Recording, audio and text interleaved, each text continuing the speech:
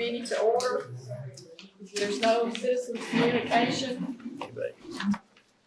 So the next thing is a motion to approve the minutes from January 20th, 2026. Move for approval. Second. Any changes, corrections? Ready to approve? Everybody in favor? Say aye. Aye. Anybody against? Passes. Let's see, 4-0. Approve the minutes on February the 17th, 2026. Move for approval. Second. Any corrections, changes? Ready to vote? All those in favor say aye. Aye. Anybody against? Passes 4-0. Next is the resolution amending certain provisions of the Williamson County Government Personnel Policies and Procedures Manual. Motion for. Motion for. Second. Yeah. Sorry, it's been a long day. You wanna speak on this? Sure, I'll be happy to. Thank you, Commissioner. Very pleased tonight to bring forth some changes in our personnel policy and procedures. We had good discussion at our last month's HR meeting, and we decided to move forward under your direction to adopt some increases to our accrual. We also, our vacation accruals, our bereavement, and also 2 particular personal days. We also took the liberty to correct, along with council, some typographical errors, a couple of things that were out of line with some of the particular acts with the FMLA Act. And also, we took the liberty, based on our most recent weather event, to implement a inclement weather policy that ensures that our employees that are working at 24/7 situation are working where they need to take a sleep break, similar to a lunch break, that we have the language to support that, and we have the guidance for our supervisors. In addition to that, just as a follow-up, if the committee would please look to the memo that's laying in front of you, it was requested at the last meeting that we share with you the impact if we were to increase our vacation accrual to be more in line with the competitiveness against our competitors. And there outlines the impact that we would see for those employees that would have an increase. And then also, on the back of this, we had a discussion about possibly exploring in the future, giving individuals a higher accrual rate upon hire if we were to assess, their applicable experience. And so we did a little due diligence for you to consume that, and if you have a desire to bring that up at a later date. And then lastly, the third item was the request to look at a potential leave buyback program for those individuals that have very high accruals, which we have quite a few of those. We have an annual bank that individuals have a top out, and then we have a rollover vacation accrual that we would want to tap into with a one-time purchase. And so once again, laying the groundwork for future decisions.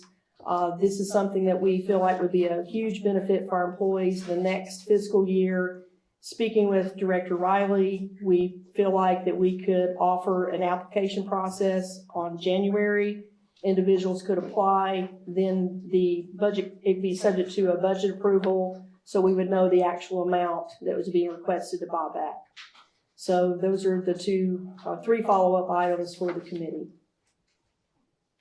I guess I'm gonna ask you about the leave buyback, because that's one of my things. And I've talked to quite a few long-term employees that just love the thought of that. And so does the resolution need to be done for that? That particular item is not included in this resolution, but the due diligence, we did the due diligence from the request of the committee to bring that back. So it would be something you would need to discuss further if you want to bring that into a resolution. But consulting with, Director Riley, of course, we're a little bit behind the gun on budget year. Right. But it's something that can be brought forth. I think it lays the groundwork nicely for next year.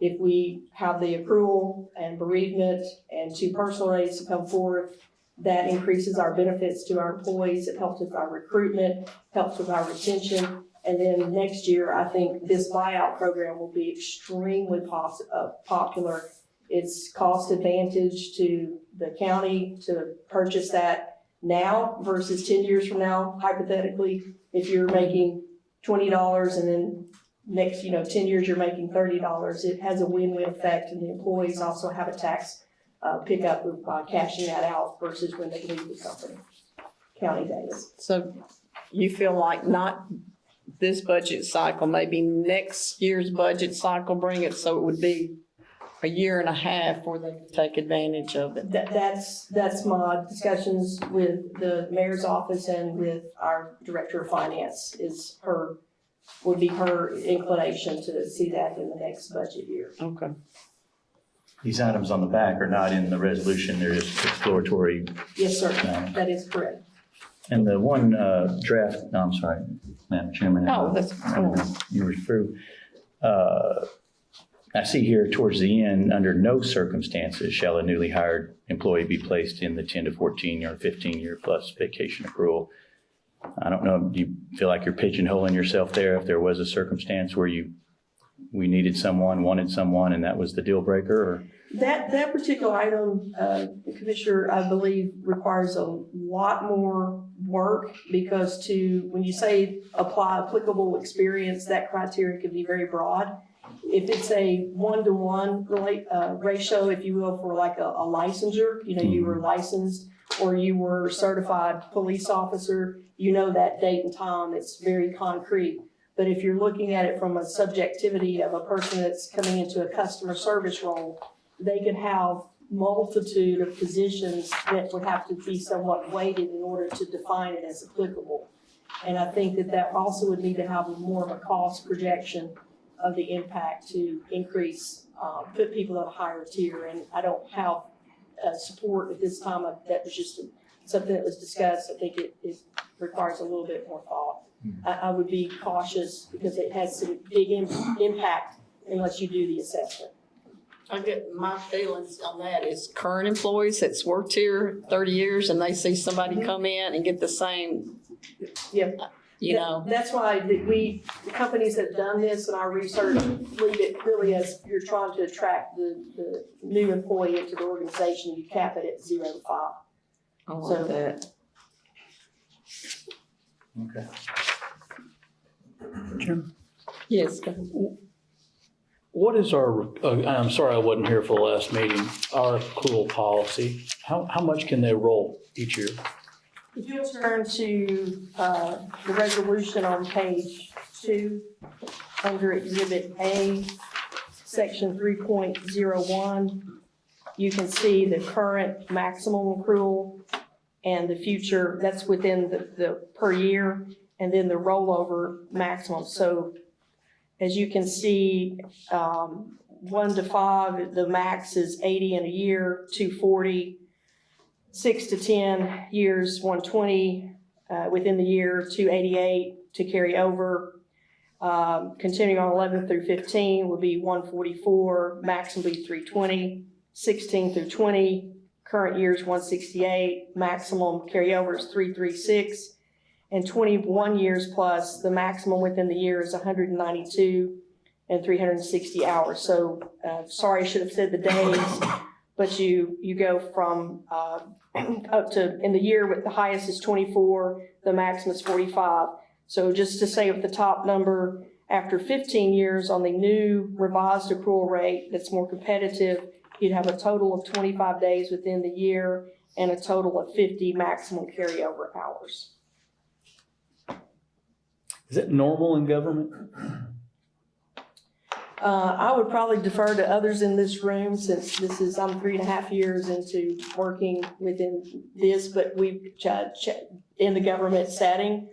But these maximums to my years in HR seem to be right in line. And then comparative to our other municipalities and counties, we felt like we were tracking absolutely below being competitive. And that was the reason to push for us to have a higher maximum. Sheriff, you remember what it was in Brentwood? You could accrue, it depended on when you were hired because there were different cutoffs based on your hire date. And in my case, it was a maximum of 60 days vacation and 120 days sick accrual. but we have the opportunity to sell back also. So as you can see going to this, we're still only at 50, so we were conservative, but still we pushed. So we feel like we're in a better position than we were. We were woefully behind other competitors. I'd like to ask some of the members, department heads, how they feel like this would affect their employees. Would this be really welcome change?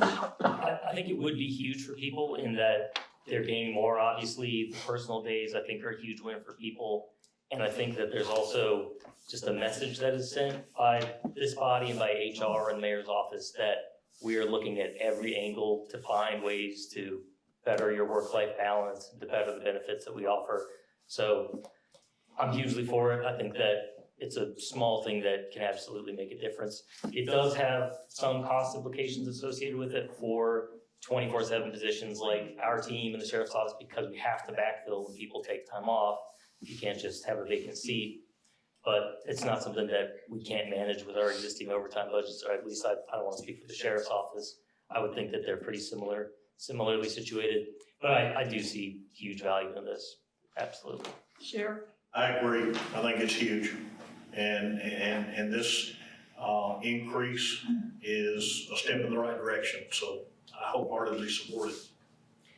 I'd like to add too, before I welcome others too, but today, ironically, Connor and Christy had a presentation that was set forth by the ECD board, consultant that came in and did a compensation review, operational review, and one of her key points was the work-life balance and the fact that their opinion was our benefits other than compensation and, health benefits was behind. So that was echoed today loudly in that board presentation.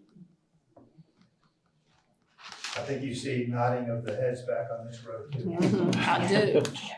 We have a lot of new staff, so this helps with getting them some days in there that we can provide for them to be off. And, we talk about mental health and work-life balance. This is huge for 911. Is To be it? able to have that, yes ma'am, it is. And I do realize the impact, and it will, we do have to backfill, as Connor said.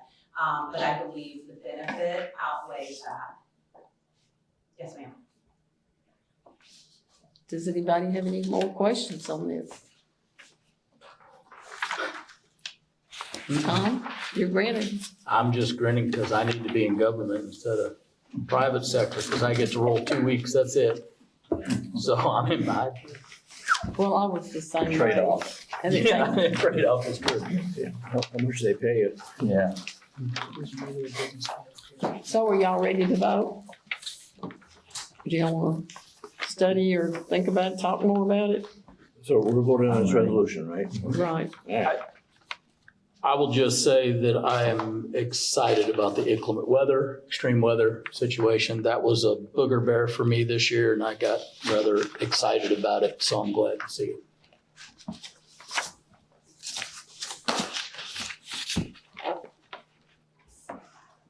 I think we're ready. Can you explain a little bit more on that section, Claire, Which section, ma'am? about the weather? Sure.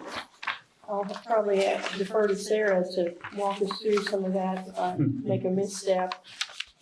But, on days of extreme weather, the county mayor may designate a full or partial day of administration closing.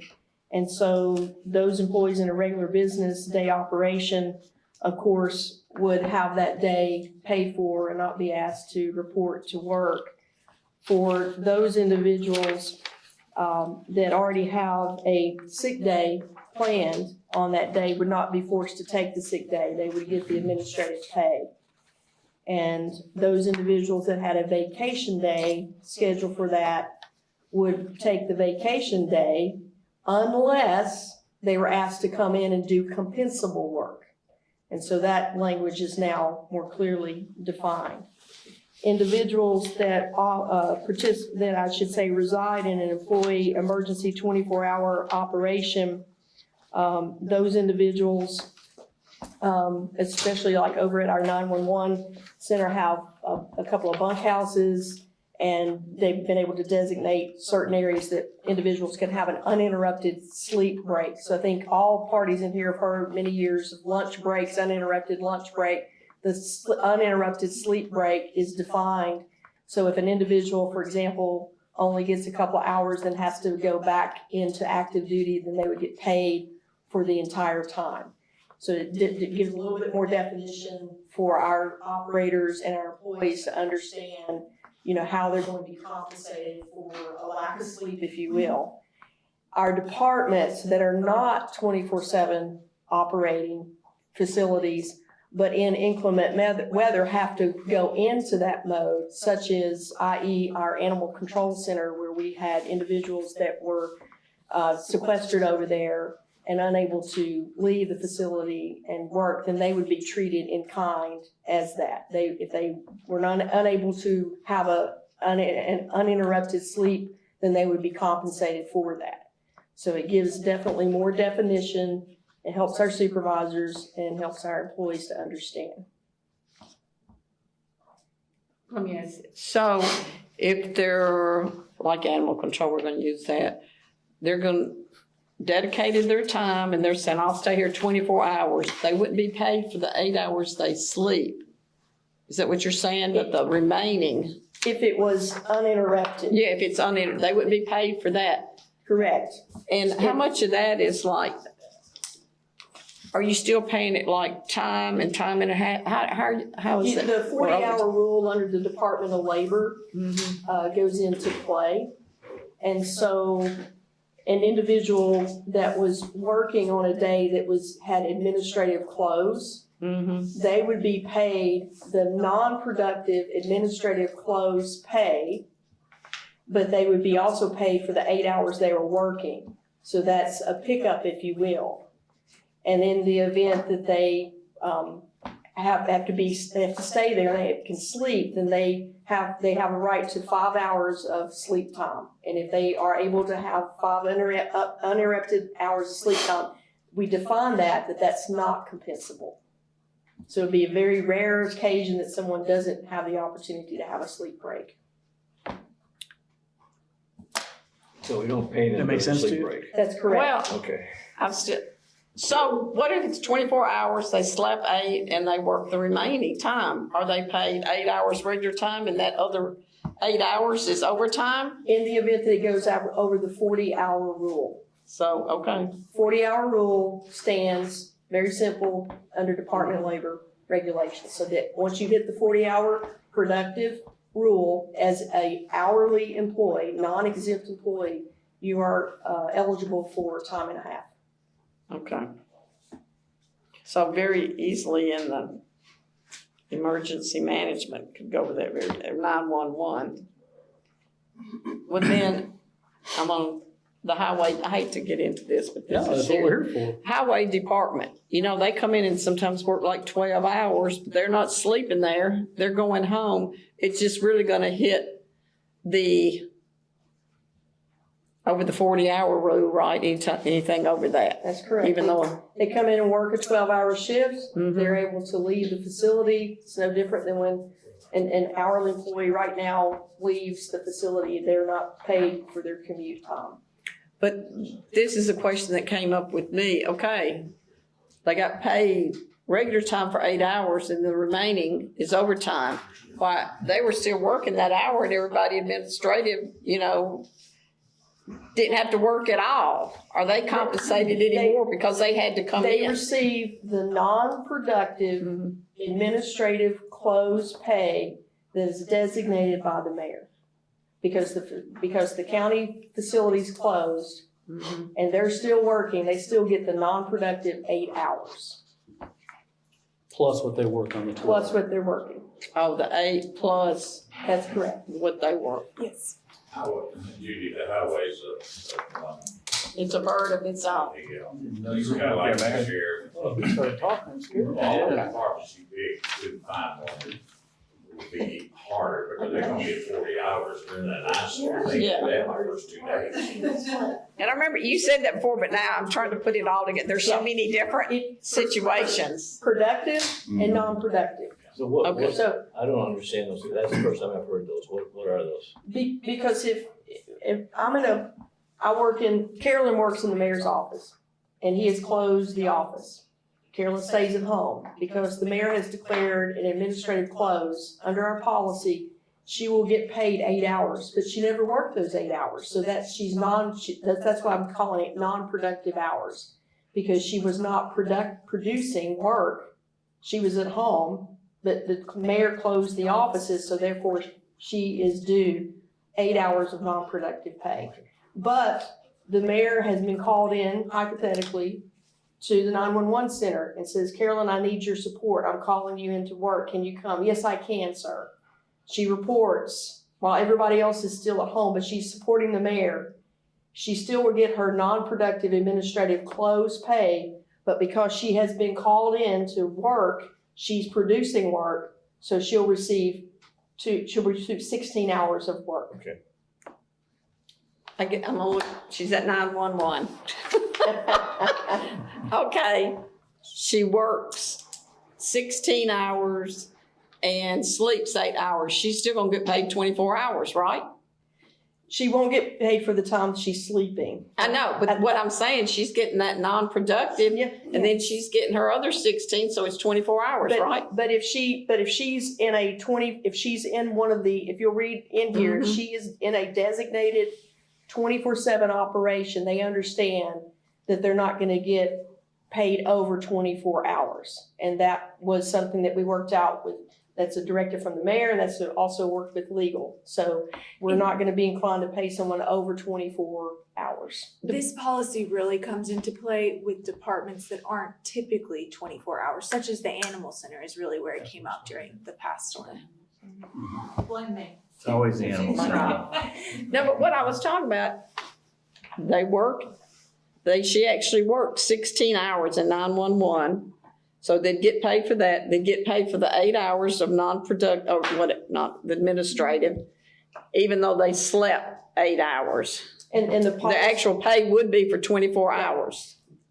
Yeah, but the policy is written that we're not going to get into the business of paying people that work in a 24/7 operation and understand that's their role to receive more than 24 hours worth of pay. Well, I mean, but what I'm saying, it would still equal 24 hours as long as she Yes. slept for 8 hours. Okay. A better example would be not if Thank she you, went to Sarah. work for 911, but if she was doing her own role, Mhm. doing her administrative role, say there was something that needed to happen during that time. She would be paid for that time that she worked, and she would get that non-productive payment as well, even though she slept 8 hours. Then going into the 911 or the sheriff's office and stuff is where things get a little bit different because they Yes. have their own policies. I got it now. Carolyn's got to go work at 9/9 with her broken arm next time. Pretty good, but not that good. Does anybody else have questions since I've drilled them? I did see that just here towards the end, employees must make their own determination regarding travel safety.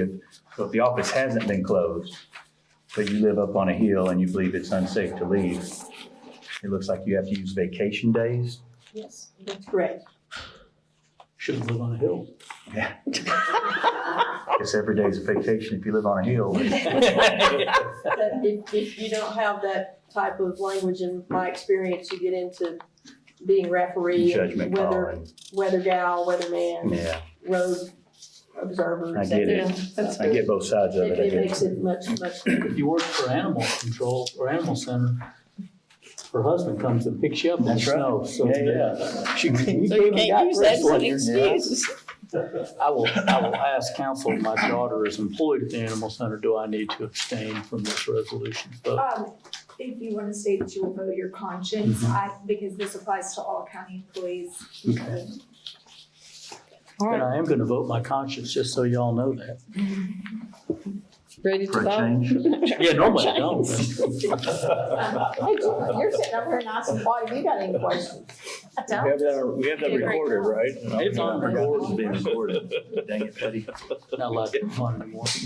Is everybody ready to vote? Yes, ma'am. Yes, All ma'am. in favor, say aye. Aye. Anybody against? Passes 5-0. Now we're to the operating budget. People keep sneaking in. Yeah. Jennifer is joining the meeting. Quickly, for the sake of the rest, I'll run through this quickly and just highlight on my budget, my longevity went up. We're thankful to receive a new staff member for another department. Has been with the county for a while, so that had an increase there. Decreased postal charges, I decreased printing, and I also decreased periodicals. And also our in-service, staff development, we feel like we've got a handle on that using some of our internal resources. So overall, decreased my budget by 12%.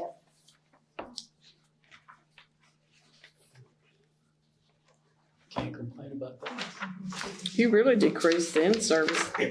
And how did you manage that? We used an outside counsel 2 years ago, an outside consultant. And then last year we partnered with Columbia State.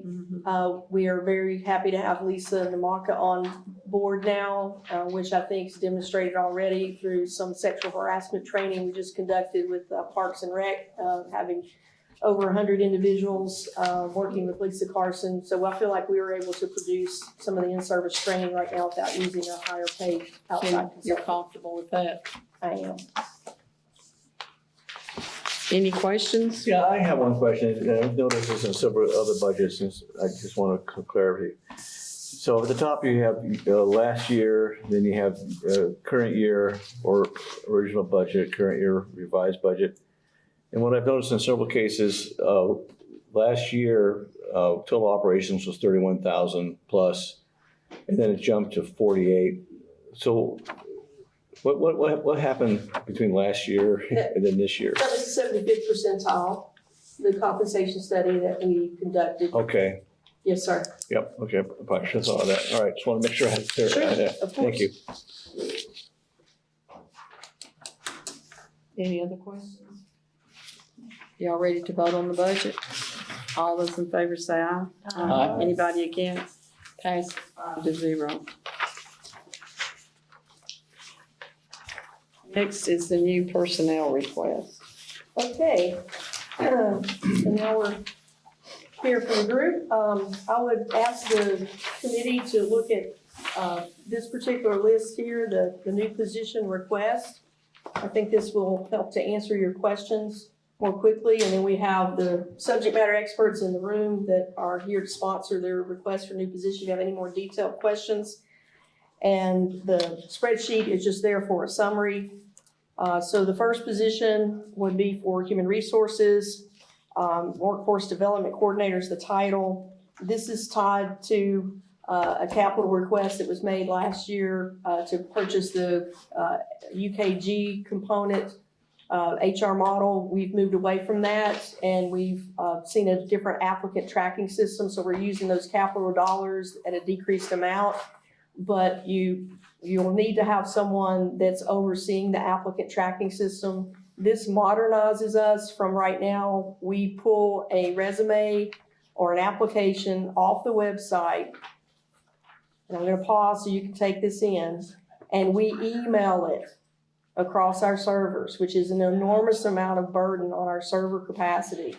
That is so antiquated.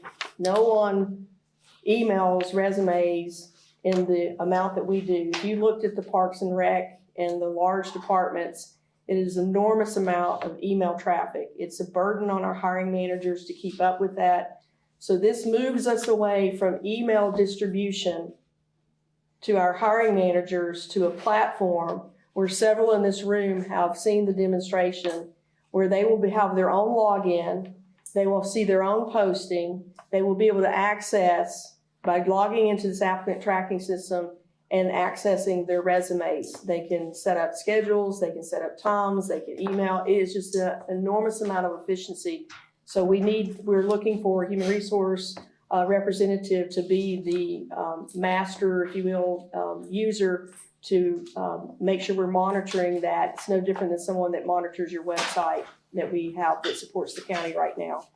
So that's the request from the Human Resource Department. It should be noted that the mayor, as you see on your spreadsheet, supported this position, was in favor of that. Any questions? Chairman? Oh. Yeah. Will all departments be using it? Will the sheriff be using it, this software, or do you have your own, you're using it, the sheriff's department? They will have the option if they so choose to use it. Miss Vicky participated in the demonstration, and it has the capacity to support all of our departments. Perfect. So how do we want to do we want an explanation on each one of these positions separately? And then decide? I don't need to vote on these, Roger. You want me to give you an overview? Please. Yeah. Mhm. So if you look at that long colored sheet you got, You need to go to the podium or not? Yeah, you gotta use my. That's Commissioner Peck. Now we're doing it to you. It's all my fault.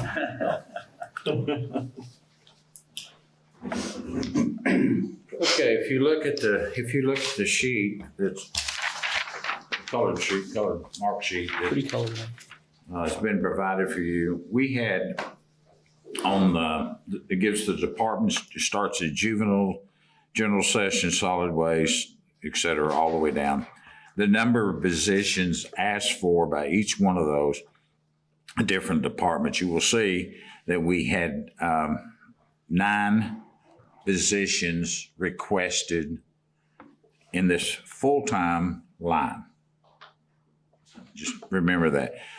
What Claire has done and her staff have done is got the base pay on those, what it is with benefits, what one-time costs are, and then under the word notes, these are the ones that I felt like needed to be approved for this upcoming fiscal year starting in July 1.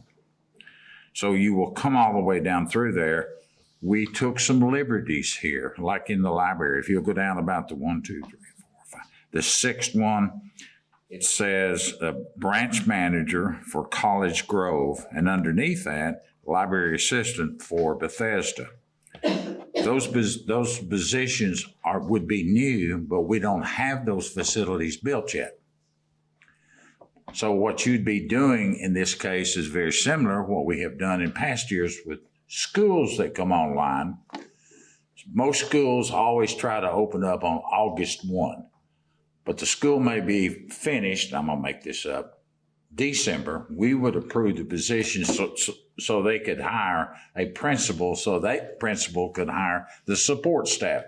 What you're really doing here with the libraries, we don't think, and Jessica can confirm this, we don't think those new libraries will come on board until the beginning of the second quarter of 2027. They're just not built yet. But you're giving her the approval that when those libraries come on, that she can have 2 people in those College Grove and Bethesda. Now, the main collection and digital, we went ahead and proved that because that's collection all the way around. So you're predetermined that these 2 libraries will come on board. She can start recruiting. She can start looking at that. If the library is not open before the next budget year, you've already approved it. That money would just roll back in. That's all you're doing. You're approving the position and the money. Now, that money that's listed there is listed on an annual basis. It's not. So if we start hiring people on July 1, it doesn't get hired for 9 months, then you just take 1/3 of that money, be what they'll be making, unless we make some kind of adjustment on it. The one that at this time underneath that was public safety. Connor asked for, him and Todd asked for an emergency vehicle maintenance technician. That's someone that actually can work on our vehicles. I know they need it, but we don't have a facility that can really do it. And I'm always hesitant about putting on one mechanic and not having a backup mechanic. We have plans to take the old highway garage Or we could take one of the older buildings out off in Beasley and fix them up, but we'd had put in quite a bit of capital maintenance, like a forklift, the lift, all of the stuff that goes with it. But until we have an actual location, I told Connor, it's needed. Maybe we get other departments that would like to buy into that, because we really need a central motor pool, but we have not spent that money over the last, my 24 years, even though we probably need it. But the sheriff has people that take care of his vehicle. Kevin takes care of our vehicles here. But to have a motor pool would make sense, but you need to really spend some time in putting that together. So that was the one I turned down. And then Claire talked to you about it. So there was a total of 8, 1, 2, 3, 4, 5, 6, 7, 8. There was 9 requested, 8 approved on full-time. Dropping underneath that, the position reimbursed to the county. This is a result of Connor and the sheriff and others working with Thompson Station. So the public safety department was wanting to put on a fire instructor. That one would be located naturally in Thompson Station, and Thompson Station has agreed to pay an X amount of dollars. Then they also agreed to do one for the town of Thompson Station, a fire instructor, one at Goose Creek, one at Thompson Station. They told Connor they would pay a certain amount of money, whatever that total money was, and we're just trying to stretch that money and get to ask Thompson Station, if you agree to these terms, then we can hire this. In essence, you're paying for the cost of this new person. Why do we go that route? Many of you know we're asking Thompson Station to do more with the sheriff.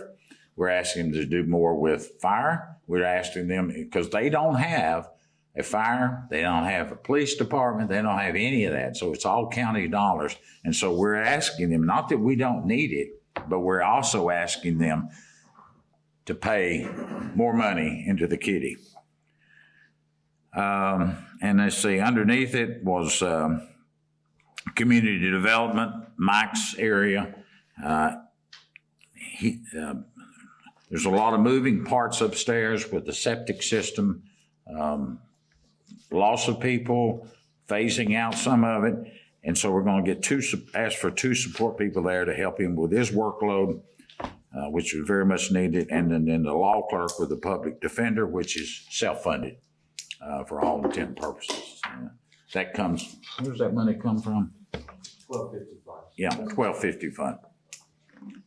So that's a grand total of, It's actually 10, sir. There's a clerical error. There's 6 full-time and 1 for public safety. right, So total of, and then 2, it says 10.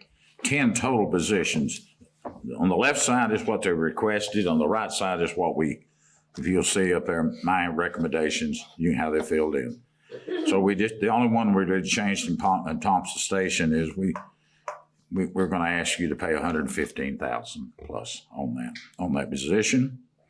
And then the fully funded state fund that I said with the public defender, it's already taken care of. So you would actually be approving 3 part-times and 10 new full-time positions. Okay. Any questions? Well, I'm gonna say this, I'm gonna have to fight for one of them, the community development, the 2 part-time positions. That was the recommendation of the task force for the septic system, to scan all those records. We've had so many people wanted those records to be able to access them, so in this We're keeping woman. Huh? We're keeping those. I know, I'm fighting for them. I want them. They're already there. But anyway, but then the other thing, Connor, I have a question. On the Thompson Station one, didn't we approve a fire person there We did. In the last budget, Thompson Station agreed to pay for salary and benefits for one of our fire captains. So that position's been hired and filled. We went back to Thompson Station for this year and asked them to do more. And what we landed on was for them to pay essentially, it's a little bit less, but essentially salary and benefits for 1 full-time instructor position, and half salary benefits for a second full-time position. So adding the 2 positions, and they agreed to that. We traditionally, we did this with the last Thompson Station position, have not asked them to cover 100%, just because that position doesn't 100% belong to Thompson Station. It's still our employee. We maintain all the equipment, we own the gear, and also if there's a fire in Grassland, Flat Creek, College Grove, Arrington, they're going to go help with that. So they're not truly a Thompson Station asset. So that's why we have never pitched a 100% cost share. But the town is willing to do more and has come to the table offering additional funds. So I don't think they would have a problem with reallocating these funds to cover 100% of one of the positions. But the reason we asked for 2 is that, one, there's just a growing need in the fire service for us to support. We're trying to move away from the captain positions because we have several. They're more expensive. They come with a vehicle, so there's a lot of costs associated there. These full-time instructors don't come with a vehicle. They have a lower salary, so there's lower costs, but you're getting pretty similar service. They also, because they're focused on training, their hours are mainly nights and weekends when the volunteers are available for training, whereas the captains work during the day. So the full-time instructors can help out with night and weekend fire response coverage as needed. And then the other factor, these 2 stations are Williamson County Rescue Squad stations, and they used to have a dedicated training manager. They had a leadership change, and that individual is now their acting chief, so they don't have a training manager, so we're doing all of their training, thus an additional need for full-time instructors to support volunteer training. But that's sort of the long story long about where we are with Thompson Station positions. And I know people are gonna fuss because they feel Thompson Station should pay it, but if they're gonna be able to help in other fires, I think that makes the difference. Yeah, we think so too. They're our employee, they're part of our team, and the fire captain that we have down there now is sort of the liaison to Thompson Station. We'll go to some of their town meetings and meet with the city manager, stay tuned in on issues. But for sure, he reports to us, he reports to the county, and if I told him not to report to Thompson Station tomorrow and to report to a different station, he would have to do it. And the town understands that. They understand that we need to move people based on overall big picture county needs. Does anyone have questions about the other positions? I do have a question about and I know it's one that's not being advocated for, but I'm curious on the emergency vehicle maintenance technician, why is their base pay one amount and their total cost is 5 times that amount? You'll turn to page 8 in your handout. You can see the Justification. explanation for all the equipment. And it's a pretty lengthy explanation. But the annual one-time cost, as you see, I think the biggest is the 80,000 fleet maintenance repair vehicle with equipment, 35,000 in tools, et cetera, et cetera. That's where you get the big chunk of the change in there. So this isn't just the salary, this is the equipment that goes No, with it too. if you'll see, on page 10, that's why I provided this printout, which makes it easier for you to decipher through the details. It gives you a complete breakdown from salary, benefits, annual, one-time, and total. Okay. And so do we see us moving in the future towards a countywide motor pool? I mean, Mayor, that you kind of alluded to that, but. Well, it's something y'all need to investigate. We have looked at it in years gone past. But as you all know, we've always had other pressing needs that got in front of that particular one. You would need to do some real deep dive in cost, and what departments would be in that. There's never really been a push from my side because it was adequately been handled. But the sheriffs, they take care of their vehicles. They do business in our community. The highway does theirs. What they don't do, they do in the community. But you take in the public safety area, it's a little different area. And our ambulances, the ambulances right now, we own them. But the hospital has their own maintenance for them, and they work over in ours. But when we tore down the building where juvenile had their ribbon cutting, all of a sudden we discovered a lot of things that were being done in that building that was centralization to it. So yeah, I think you need to look at it in the future, but until you get everyone that's willing to do it that way, and there are various reasons why you wouldn't want to do it, but I think on the other side, there's reasons to do it for centralization and for cost. That's why that number is so large, so I hope that explained it. It does, thank you. We just need to do it, but this is not the year. So, but this was not approved. Sir? This one's not approved.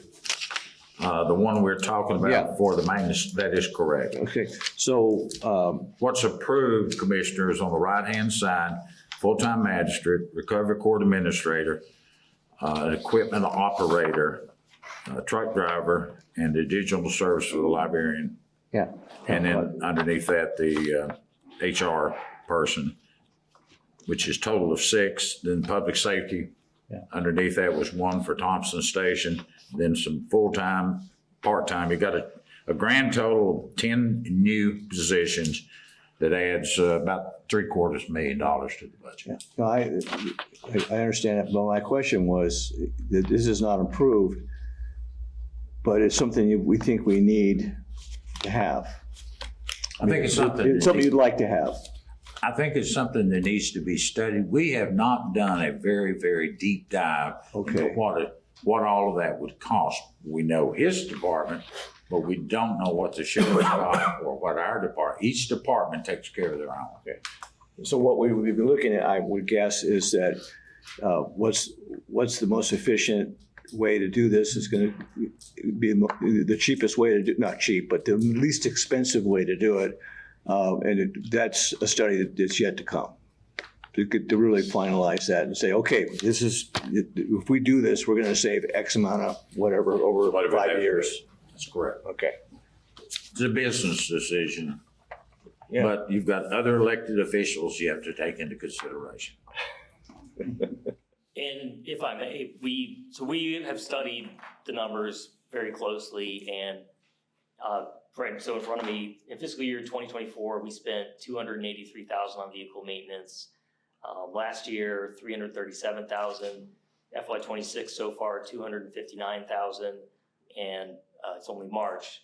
About 40% of that is labor costs. So those 3 years going back over, it's about $159,000 in labor, $134,000 in labor, $68,000 in labor. So we've studied this and we've looked at every angle of it. A lot of our large apparatus go to right outside of Hendersonville, and we track all of the hours it takes to drive them. We track fuel costs. We spend between $2,000 and $3,000 in fuel just to take them to and from. We also lose time that those vehicles are not in the county, that it'd be quicker to get them turned around. One of the other benefits that we see from having a mechanic who belongs to us is that we have someone on our team who's diagnosing issues, looking proactively at preventative maintenance, and is really giving us good advice. We not having our own mechanic, a lot of us are mechanically inclined and have learned a lot about these vehicles, but we do have to rely on outside expertise who is motivated by charging us for repairs. So there are times when we get into battles where we're not quite sure if this is necessary or not.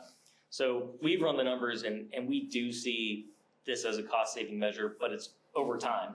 As much as I want this position, the mayor's not wrong that this is a tough time to try to do this, and we will see return on this investment, but it will take time for that investment to turn around. It'll take time to onboard this person, to train them.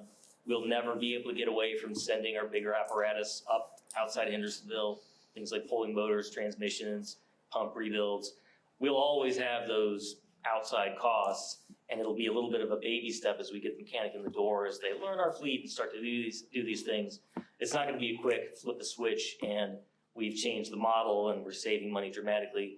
It's going to take time, and I think that Mayor Anderson is right that the best way to get that return on investment is to get multiple departments to go in on it. We were hoping to use this as sort of a seed to start that process, but being that really is a big picture decision and it's a tough year to try to bite off more than we can potentially chew, I can't say I disagree with his logic. The salary seems to me to be able to do your type of vehicle seems a little low to me. The mechanic that does a lot of our work for Siddons Martin. He's paid around $80,000. He's someone we'd love to steal, but we know we wouldn't be able to steal him. But I do think that we would be able to get someone in. I think that retaining them would be the bigger issue, as they kind of gain some pretty great experience of working on fire trucks, big vehicles and small vehicles. It'd be easy to jump to another job. So I think that we can pretty easily find a mechanic who would want our benefits, want our new accruals that are coming that are fantastic, hopefully. All those great things, but I think holding on to them long-term would be the bigger issue. Any more questions on the emergency vehicle maintenance? Okay, I'm gonna go on some of these others. And one's the recovery court administrator. Is none of this paid by grant? I'll be happy to speak to that, and it's on page 3. This year, and the judges are here as well, and I'm sure would not mind to come forward if you need to, beyond my explanation. But earlier in this year, under the federal government, the grant positions were bundled up into some things that were eliminated, and that kind of had to be straightened out. But in the meantime, our 2 employees that are in these roles for Division I, Division II, the VA court and the DUI court, were put on immediate notice that their jobs were eliminated due to no funding. And so based upon the volume and the strain and the enormous success of these 2 division courts, the request was come forth to have a full-time position. The volumes are there, the judges are here to support that and to speak to that. But they also were looking at a position that had recently not been filled. It was around $40,000. To make a long story short, it was a position that was back 4 years before Director Riley was put into play, before I was put into play. Somehow that position shifted, so there was $40,000 of a position that had not been filled, that was applied to this request for 2 positions. The judges also were able to identify a probation officer position and repurpose it. So just by their creativity and us working together with Director Riley, the judges, myself, we were able to fill one position or fund one position already. So this is a conservative request to now have an additional one. So one position's been repurposed, was already somewhat funded previously and repurposed. And so this is a request to fund the other. So there will be 2 division support, 2 division administrators for the DUI court and the Veterans Court. Why do you need, it's got 2 laptops and 2 phones. Is that for the 2 different people, not Yes. just one position? That's correct. These individuals, this is from an HR perspective, compliance perspective.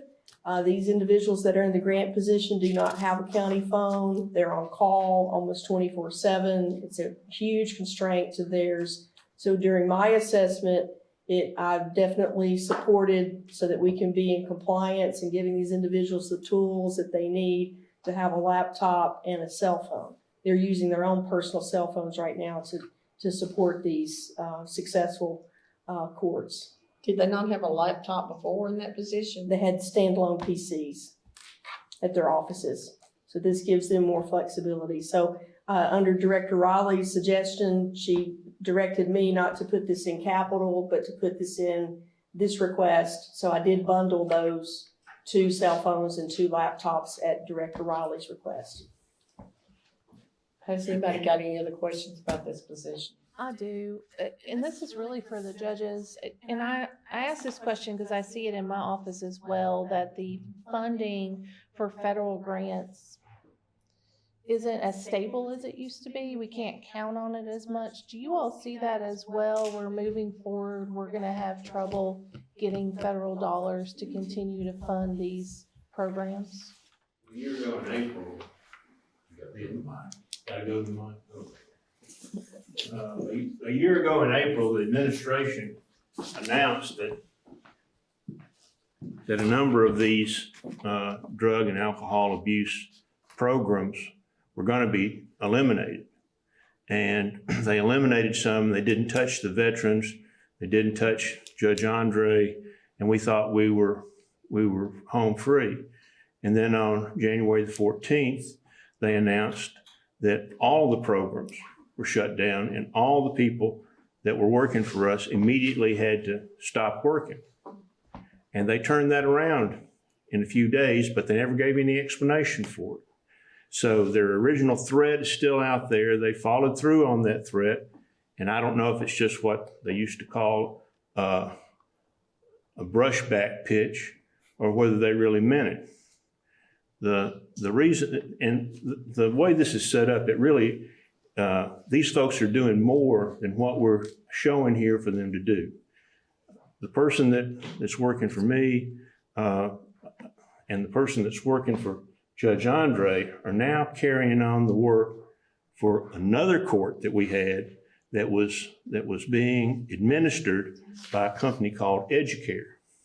Now, Educare's gone out of business, and we don't have, except for the volunteer work that these two highly trained recovery court administrators are doing, we don't have anybody at this moment to do that work. We got permission to use some opioid money to temporarily get somebody to do that, but we don't have anybody full time. My Veterans Treatment Court and Mental Health Court have combined 50 participants. Judge Andre's two courts have 33 participants, I believe, 40 participants, I'm sorry. We're asking that we be able to go forward. You know, when we got that notice on the 14th, we had those about the same number of participants that we knew we weren't going to be able to provide services for. And we've promised them when they pled into these courts that we were going to provide those services. And the thing that it's hard to see is that these services that we provide, all of these people, and Claire says so in the outline, what it means, high risk, high needs. These people are not going to succeed on regular probation. You put them on regular probation and they go right over to the jail because they're not going to succeed. They're going to serve that sentence. So they're costing you $20 to $40 for us to keep them in the program, and they'd cost him 160 something bucks a day, 125 bucks a day to be in jail. That was Jeff Long's idea. Jeff Long brought that along, wanted us to help with him, and we did that. And it's been very successful, more successful than we ever anticipated. It's a real need. It's not just a luxury. You know, y'all talked about this position years ago, and there was money there to do part of it, but never enough money to do the whole position. And so now we're at a position where we have so many participants, and except for the Educare debacle, we'd be adding participants every day. But we can't do it because of that. And another thing, I went to a meeting the other night where one of y'all's in Gordon Hampton. He's a Parks and Rec guy. He is a sharp guy. And he said something I asked him about something he said at that meeting. He said that Parks and Rec has something called cost recovery ratio. He talked about that, about how Parks and Rec brings in so much more money than it costs you guys to fund Parks and Rec. And so I said, well, I wonder what our ratio is. Williamson County General Sessions Court brings in a total of $2,614,574 the last full year we had, 24-25. We've got a budget request tonight for about $1.3 million. The rest of that, y'all can spend any way you want to. We don't care. We're not asking for the moon. We hardly ever ask for anything. But this is a real need, and I know Ms. Mason sees the good that it does, and I know that any of y'all that have had members of your family that struggled with drug and alcohol abuse, or veterans that have PTSD and traumatic brain injury, you know how hard it is to turn their lives around. And we do that every day, even though, it's not us. We don't do it. These people that we're asking you to pay for are the ones that do it. These people are devoted to this, devoted to it. She said take calls 24 hours a day, 7 days a week. That's not an exaggeration. They do. They take people to the hospital that have threatened to kill themselves. They do things like that every month. So. Well, and this is what I want to put out there. I do work in the court system. I do see the benefit of veterans court, mental health court, DUI court. They work. And 10 Rocks. They work. What concerns me and what I think all of us need to be thinking about is that these federal dollars are fickle. They're here one day, gone the next. Again, I see the same thing in my office. We don't know one day if we have to lay off people or how we're going to retain them and how we're going to repurpose funds. And so I do think this is probably just the beginning, more than likely, with repurposing grant money positions into county positions, because I don't know how we function without, for example, a mental health court. I truly don't. I mean, the amount of mental health services where they are either spending all their time in the jail, and we have trespassers. They'll come in, they'll spend 30 days, they get out, guess what? They trespassed again, they're back in serving 30 days. It's just this revolving door, and it's the only way to stop it. So I do find that the programs are valuable. I do think they're important, but I do think that we as commissioners need to start thinking and anticipating that we're going to start seeing more of these positions needing to flip to county positions, and we need to be open to those ideas down the line.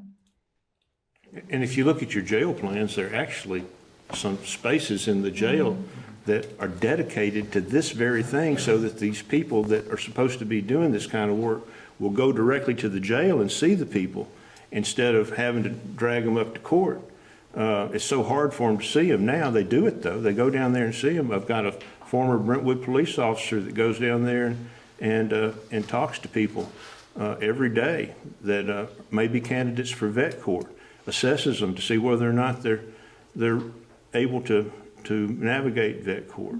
So, but he doesn't have, he's just seeing them in an attorney's meeting room. You know how glamorous that is. So I just ask you to take the long view on this, to realize that the work we do saves you money, significant amounts of money, by keeping people out of jail, and we provide a significant amount of money that comes into the budget that would justify us having the one position. We're only asking for one position. We started out asking for two, but Claire is very, very insightful, and she helped us recognize a way that we could do it one position and still have the two people employed. So I just have to say that you guys always like it when we find another way to do what we want to do, but we really need two people, and we found a way to just ask for one. And so I want you to take that into consideration. I will. I just have a question, Claire. So, with the federal funding, well, you convinced me, Judge Taylor, but anyway. Federal funding, if it comes at a later date, does that affect this? Do you have to change anything because then you've got a grant later on? We're completely divorcing ourselves from being dependent upon the two grant positions. Those two grant positions are back in play now. Yeah. They're working. They will continue to be staffed. But those people that reside in those positions today, you can imagine, are a little shaky. And a lot of investment has gone into those individuals, and they're very successful and very admired by the two judges. So we automatically see these individuals being considered for the administrator position. And then those coordinator positions is what they're called now. They're a lesser position. And with the volume, which the judges can show you, has grown since those grant positions came into play, these administrators will be doing higher level, higher caseload, more vastness to what they're focused on. And those coordinator positions that are funded by the grant will backfill those duties that are lesser. So basically, you're just wanting to make this a permanent position but we're still getting grants to fund part of it? Two, no, those two coordinator positions Are still there. Are still standalone. Okay. Under Director Phoebe and Andrea Hastings. They will continue to be monitored there. Mm-hmm. These two positions, was only one, Mm-hmm. but there will be two now since we repurposed one and used, once again, I want to remind you. But those are gone completely, those grants for No, those? Or they were there? no. The No, they're grant still money's- there. The grant money's there, but Right. we're hoping to be able to repurpose it to provide more services for the Yes. people and increase the number of people we have. Yes. Oh, okay, you're wanting to use it for Yes. an The grant additional people will one, let us but you do it. want this to be You know, we have county to get their funded permission to completely? change anything. This is part of a sustainability plan, really. You know, when they give you these grants, they expect you, the community, to appreciate all the money that goes into these programs and helps our community. And, you know, I'll just say this. I'm a judge going on 20 years on the bench. I'm the longest sitting judge over there at that courthouse.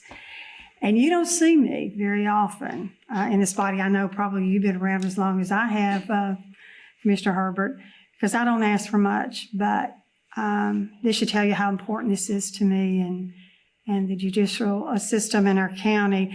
I have the DUI Recovery Court. It's been going on since 2010. I've got 289 multiple DUI offenders that have graduated from the program with a success rate of 97%. If you get into the program, you've got 97% graduation success rate. In the 16 years that I've had this program, I've only had 2 participants while in the program get rearrested. It may not be the most popular specialty court, but it's probably the most needed because DUIs are the #1 safety issue, as the sheriff can tell you, on our roadways, and all of us travel and our loved ones travel. But I deal with the multiple offenders, the 2nd, 3rd, 4th offenders, because, you know, you hear on the news there's a fatality involving a DUI, then when it's a multiple offender, you know, why isn't someone doing something? Well, the legislature has done everything that they could, stiff fines, stiff penalties, punishment.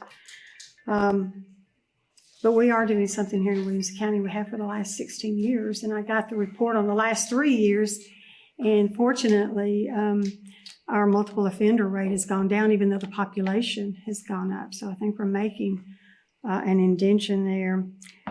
We have people that are lawyers, doctors, coaches. I've even had someone that played in Carnegie Hall, not once but twice while they're in the program. So it's your next door neighbor. It's your next door neighbor. I would have to say that when we had the funding pulled out from underneath us, I had 34 people who have serious alcohol and drug issues. What am I going to do? And the thought that they're going to be out on the road without perhaps treatment, without services, what's that going to do to this county? You know, I don't have to do this. I get to do this. It's the best part of my week because I get to see lives changed. I get to see families reunited. But for y'all, it's a savings to our taxpayers. We calculated over the reduction of incarceration time, the minimum time that they would serve otherwise. We've probably saved this county $1.8 million over the past 16 years because they weren't in jail, because they were in the program that was grant funded. And so it does decrease the burden on our county and enhances public safety, and it saves all of us a lot of money. And we have a slogan, you know, if you've driven on the roadways of Williamson County, the DUI Recovery Court may have saved your life. So anyway, thank you. I just had to get my few words in tonight. Thank you. All right. Any questions? Any more questions about this position? Except they I keep, have one question. they keep stopping Jeff's population. They keep decreasing your numbers. We can shrink the jail. Yeah, It's all do we right. need to cut the jail budget now? That's what keeps it low. I have one question.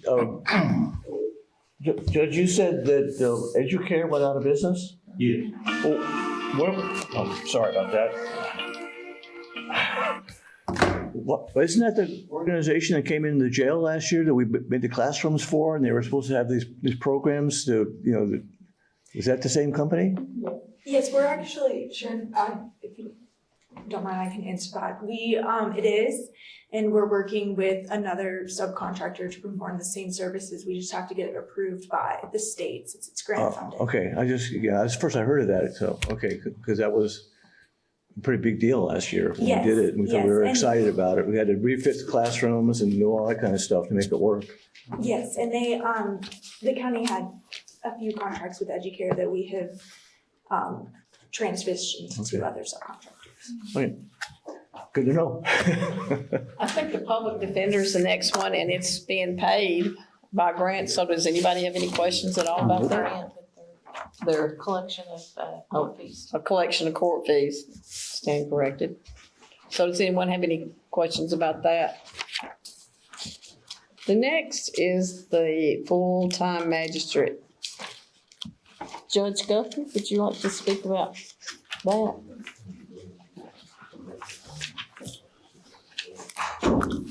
So page 5.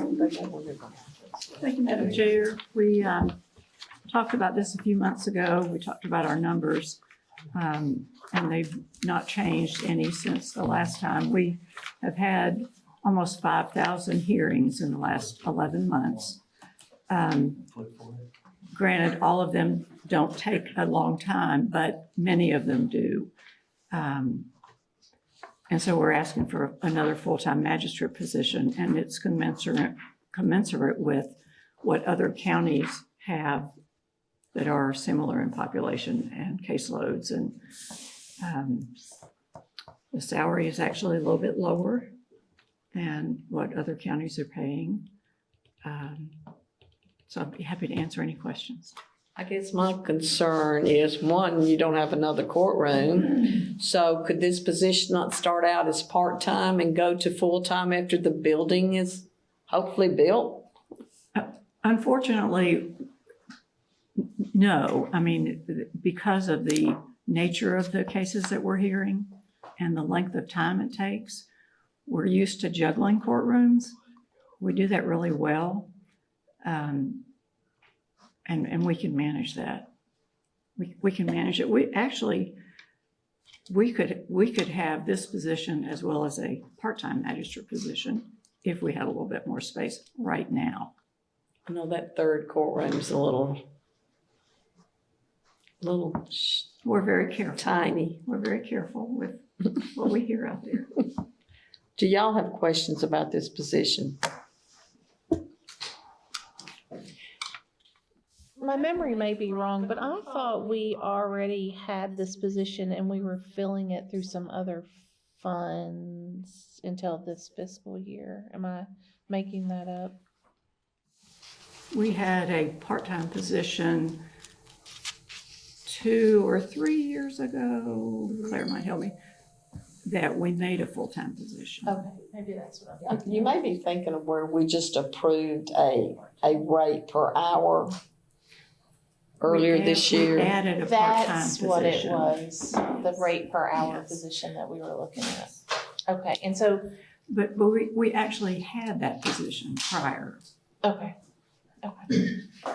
So this is a true new full-time, Yes, not occupied position. correct.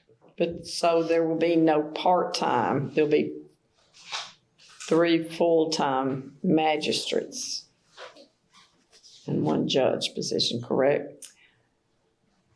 Okay. Any questions? All right, Judge Guthrie. Thank you. Any questions about the solid waste ones?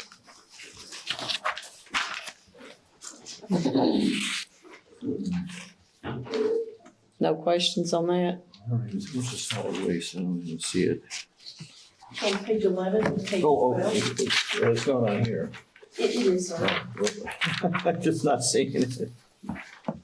It's number 4, or 3 and 4, Bill, the lead equipment operator. Okay, I see it. Thank you.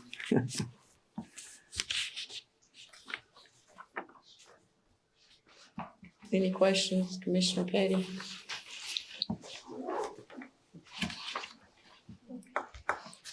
What about the library? So this one I was a little confused about when the mayor spoke. So the collections and digital services is countywide, is what I understood. And then the branch manager and library assistant, because we don't have a building yet, we're not approving those at the moment. But it says, I thought he said they were approved, but then it says hold until library. So are we approving it but holding to fill it until we have the building? You're literally approving it, but you're not adding the full salary until they come on. Okay. So we're not having to set the tax rate on 3/4. Okay, so that's why they're not on the right-hand side, even though we're approving them. That's correct. Thank you. And I just want to clarify, we, right now we have one manager that manages Bethesda and College Grove. Technically, he's assigned to Bethesda, so when the new branch comes online, we'll need someone at College Grove to manage that location. What do you mean when it comes online? It's gonna be the same building, a tiny building? I mean, when Bethesda comes online, then, you know, we won't have a management at College Grove. Oh, I see, because it's gonna be, I see what you're saying. It's It'll gonna be shifted to. after Bethesda gets built. Correct. Okay. That's the one second quarter of 27, right? Yes. We don't wanna leave him at College Grove. We really like him. He's good. Does anybody have any questions about that? I have to leave, Mr. Chairman. Okay, well, we're about ready to vote. Okay, on we're ready here. to vote, I'll stay. Does anybody have any more questions about these positions? No. We're approving one for juvenile service, one for general sessions, one solid waste, another solid waste, one library, public safety. Well, actually, two public safety, and two part-time community development and public defender. You want to vote on this block, and this I know, how do we need to vote on that each block? You can do it all at once. You can do it all one unless someone would like to partition out. Can I get somebody to Yeah, kind of just, do a motion on? Yeah, I'll do a motion to approve the positions listed on the right-hand side. The 10 total positions, the 6 full-time, 3 part-time, and 1 full-time that reimbursement to the county. Can we put the total funds in the motion? Which totals $721,173.43. $75. Yes. Oh, $75. Second. Any questions? Ready to vote? All those in favor say aye. Aye. Anybody against? Passes 5-0. Any more business? Nope. All right, can I get a motion to adjourn? Motion to adjourn. All right.